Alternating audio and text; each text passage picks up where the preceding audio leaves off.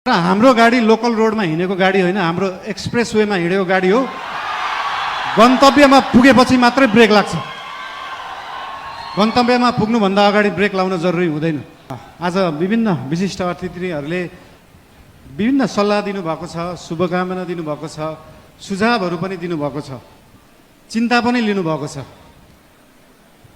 सरकार भनेको त गाडी जस्तो हो, गाडीमा एक्सिलेटर मात्र होइन, ब्रेक हुन्छ, ब्रेक पनि लाउनुपर्छ भनेर चिन्ता पनि मान्नुभएको छ।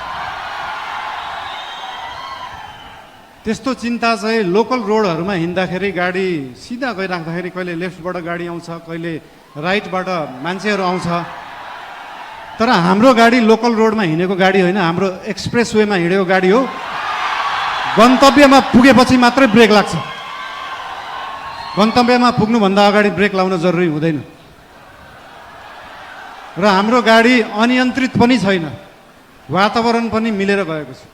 त्यही भएर हाम्रो पार्टीप्रति, हाम्रो सरकारप्रति जुन चिन्ता लिनुभएको छ त्यसको लागि धेरै धेरै धन्यवाद पनि दिन चाहन्छु। चिन्ता लिनु राम्रो कुरा हो।